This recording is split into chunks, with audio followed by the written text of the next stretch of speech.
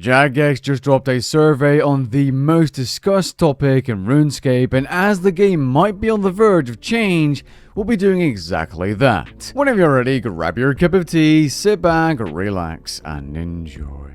I've received numerous messages and comments asking why I haven't made a video about this survey until now. The reason is simple. I went on a trip with my girlfriend and I only just came back from that trip. I had a fantastic time with her and noticed she's been checking out my comment section. If you could all say something funny about me without me getting in trouble, then that would be awesome. Let's jump into the video itself. I'm going to be highlighting my favorite and probably the more interesting questions in this survey, but the survey has a bunch of general questions about your age, gender, how much you spend, which items you acquired from Treasure Hunter, even though for some reason bank boosters are mentioned here as an example. Weird.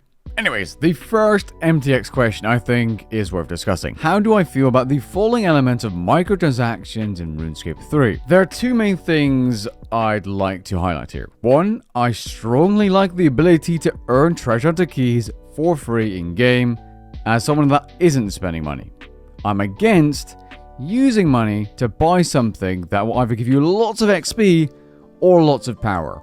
Now the latter, the lots of power, is less relevant in RuneScape 3. You're not going to be able to buy best in slot gear by spinning treasure hunter keys. It's definitely not something I'd like to encourage Jagex to do, as they've already added Torva and all that stuff to treasure hunter before, so there's that. Now don't laugh, I've actually bought treasure hunter keys before, once, or maybe twice I think, for video purposes, but at the same time I kind of, wanted those extra little bits of bonus XP to speed up the grind, at the time anyway. Would I still buy treasure hunter keys? No, I wouldn't. At the time though, it seemed like, hey, the feature's there, I might as well use it as I value my time over doing ABC.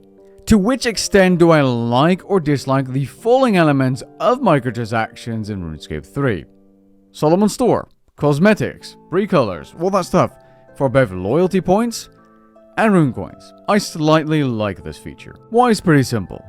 It's not a game of chance, like Treasure Hunter, which I do definitely dislike. Now the reason I didn't put strongly dislike for Treasure Hunter is if it was completely void of microtransactions and only earnable for gameplay, those Treasure Hunter keys, I would find it completely fine.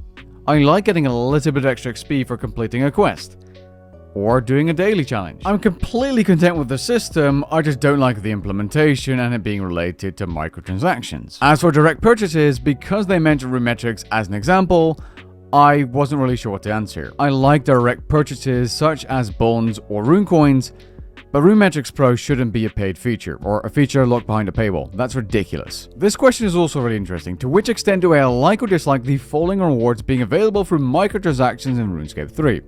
Direct XP rewards, I strongly dislike. Bonus XP, slightly dislike because, you're still getting more XP, but you still have to work for it. Functional rewards, I don't really have a big issue with unless it's like a massive prize pool, because at that point, for example, the recent, 1 bill prize, you're just misleading players who could be buying bonds to get GP. Just stop. Microtransactions for cosmetic rewards are always a yay in my eyes. That's good. It doesn't really hurt anyone, keep doing that.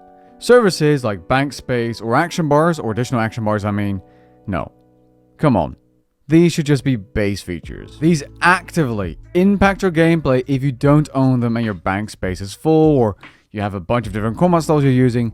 It's just not fair. As for obtaining treasure hunter keys, as you can see, I don't like all the features that are related to buying them using real world currency.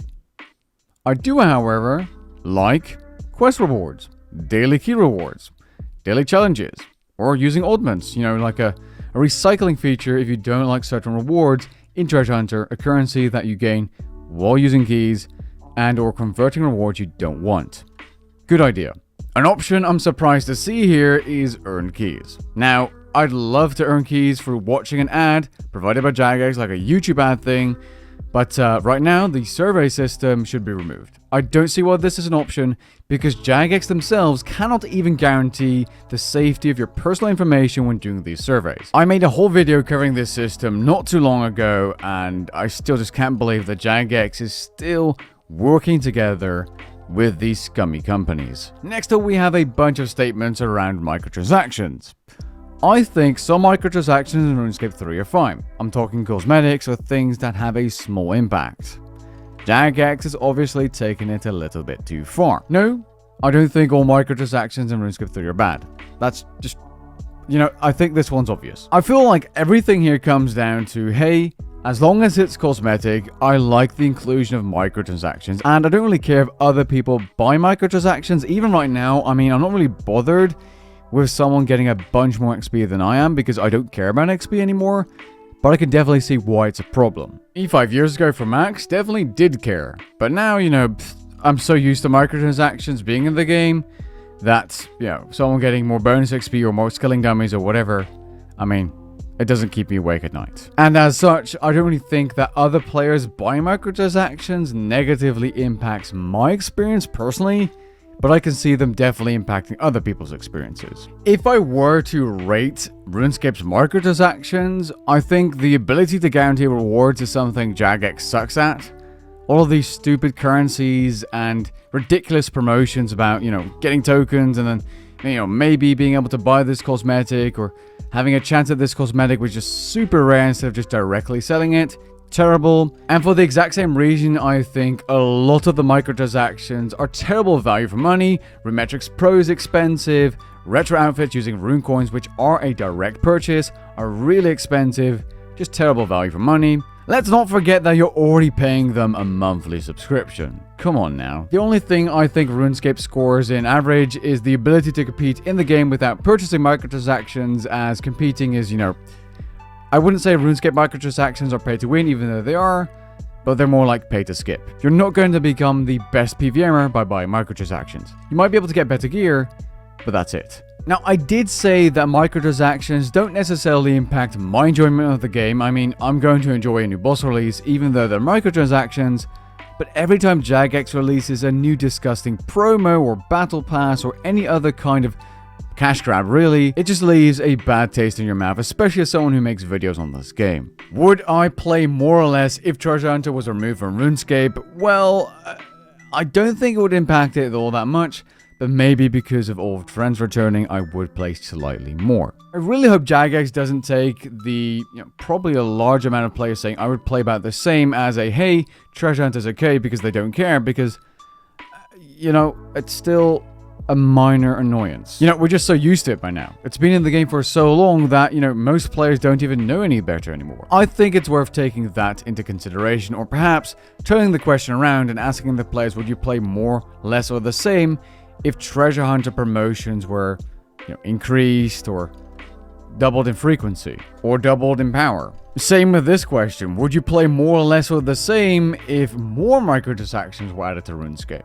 This next question has to be for the whales. Would you consider quitting the game directly as a result of Treasure Hunter being removed from RuneScape 3?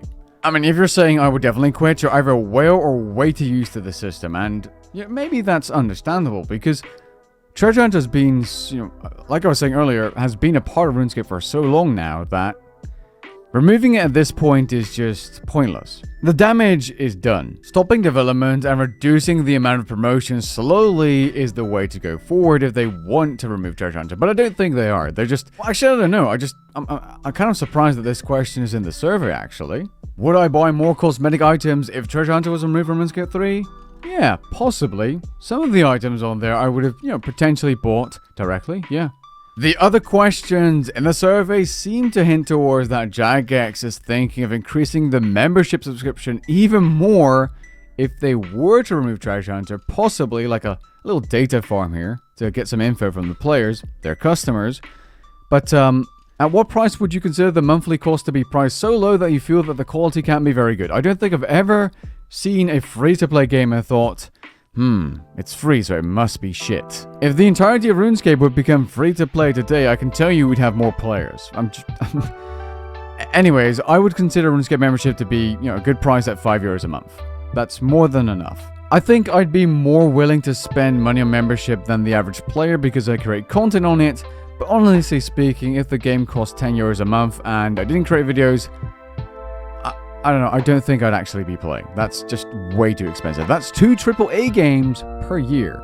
I went ahead and said no on all these questions. If you say anything else than no, they're going to be like, we can increase membership prices. And they've been increasing membership prices as they've been ramping up MTX every year.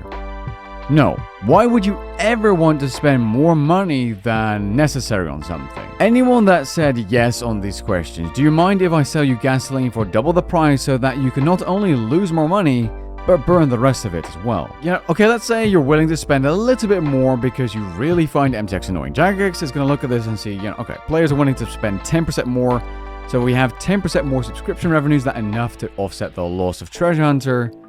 No, but they're willing to spend more, so let's just increase the membership prices anyway. Oh, and all those Treasure Hunter promotions we've been working on, let's just release those anyway, because that's realistically what is going to happen. In terms of things I'd like to see to maintain my experience of RuneScape 3, that would probably be, just content. That's more content. And probably, more content. Yeah.